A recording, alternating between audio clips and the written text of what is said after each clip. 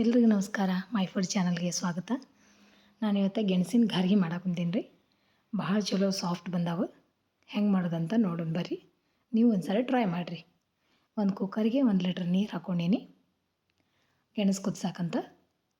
ಈ ಕಡೆ 2 ಗೆಣಸು ಅಂದರೆ ಒಂದು 400 ಗ್ರಾಮ್ ಗೆಣಸು ತೊಗೊಂಡೀನಿ. ಚೆಂದಾಗಿ ತೊಳೆದು ಅವನ್ನ ಪೀಸ್ ಮಾಡ್ಕೊಳಕುಂತೀನಿ. ಕಟ್ ಮಾಡಿ 4 ಪೀಸ್ ಮಾಡಿಕೊಡ್ರಿ. ಯಾಕಂದರೆ ಜಲ್ದಿ ಕುದೀಲಿ ಅಂತ. ನೀವು ಬೇಕಂದರೆ ಇಡಿಯೋನು ಕುದಿಸ್ಕೋಬೋದು. ನಾನು ಜಲ್ದಿ ಕುದಿಲಿ ಅಂತ ಹೇಳಿ ಕಟ್ ಮಾಡ್ಕೊಂಡೀನಿ.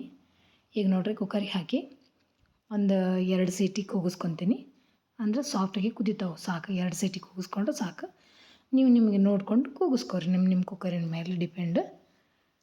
ಈಗ ನೋಡಿರಿ ವಿಸಲ್ ಹಾಕಿ 2 ಸೀಟಿ ಕೂಗಿಸ್ಕೊಂಡೀನಿ.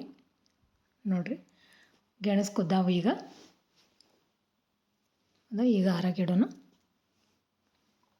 ಗೆಣಸು ತಣ್ಣಗಾಗಲಿ ಅಲ್ಲಿವರೆಗೆ ನಾವು ಬೆಲ್ಲ ಕರ್ಗಕ್ಕಿಡೋಣ. ಇದು ಬೆಲ್ಲದ ರೆಸಿಪಿ, ಆರೋಗ್ಯಕ್ಕೆ ಒಳ್ಳೆಯದು. ಹಾಗಾಗಿ ಬೆಲ್ಲದ ರೆಸಿಪಿ ಮಾಡ್ತೀನಿ.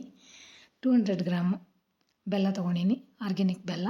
ಅದಕ್ಕೆ 200 ml ನೀರು ಹಾಕ್ಕೊಳ್ರಿ. ಕರೆಕ್ಟ್. ಇದನ್ನು ಕರ್ಗಕ್ಕೆ ಇಡೋಣ. ಪಾಕ ಏನೂ ಮಾಡೋದು ಬೇಡ, ಜಸ್ಟ್ ಕರಗಿದ್ರೆ ಸಾಕು ಬೆಲ್ಲ. ಹೊಸ ರೆಸಿಪಿ ಟ್ರೈ ಮಾಡ್ತೀನಿ. ಹೊಸದು ಭಾಳ ರುಚಿ ಆಗ್ತಾವೆ. ಮನೆಯೊಳಗೆಲ್ಲ ಭಾಳ ಇಷ್ಟಪಟ್ಟರು. ನೀವು ಒಂದು ಸರಿ ಟ್ರೈ ಮಾಡಿರಿ. ನೋಡಿರಿ ಈಗ ಗೆಣಸು ತಣ್ಣಗಾಗ್ಯಾವು. ಮ್ಯಾಗಿಂದೆಲ್ಲ ಸಿಪ್ಪಿ ತೆಗಿಯಾಕುಂತೀನಿ.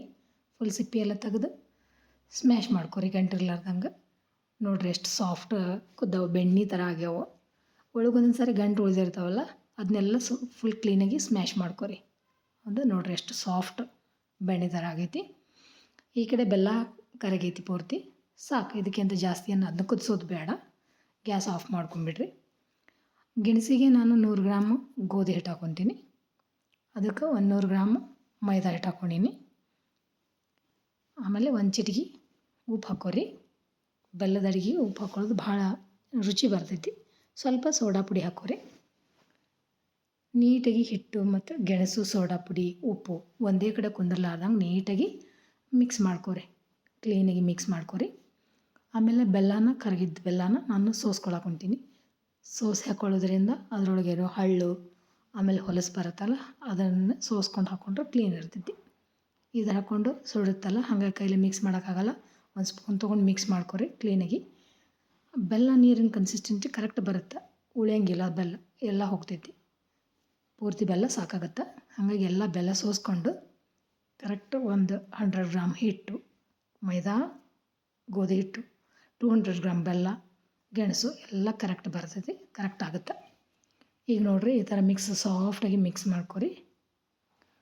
ಗಂಟಿರ್ಲಾರ್ದಂಗೆ ಸ್ಮ್ಯಾಶ್ ಮಾಡ್ಕೊರಿ ನೀಟಾಗಿ.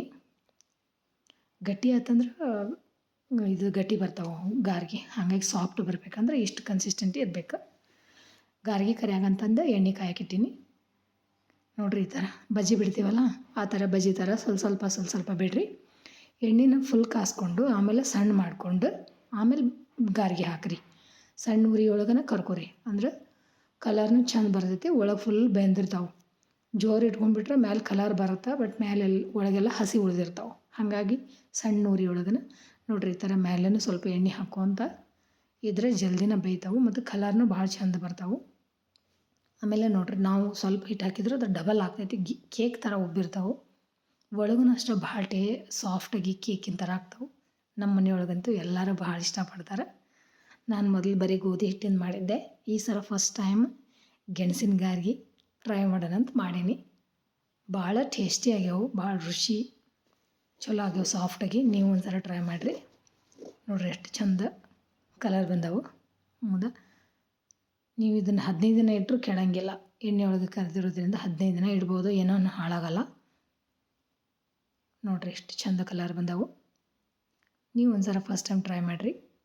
ಯಾರ್ಯಾರು ಫಸ್ಟ್ ಟೈಮ್ ನೋಡೋಕುಂತೀರಿ ನನ್ನ ಚಾನಲ್ ಸಬ್ಸ್ಕ್ರೈಬ್ ಮಾಡ್ಕೊರಿ. ಪೂರ್ತಿ ವೀಡಿಯೋ ನೋಡಿರಿ, ಸ್ಕಿಪ್ ಮಾಡಲಾರ್ದ.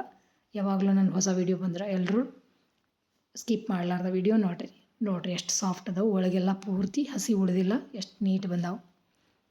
Thanks for watching. ಎಲ್ರಿಗೂ ನಮಸ್ಕಾರ.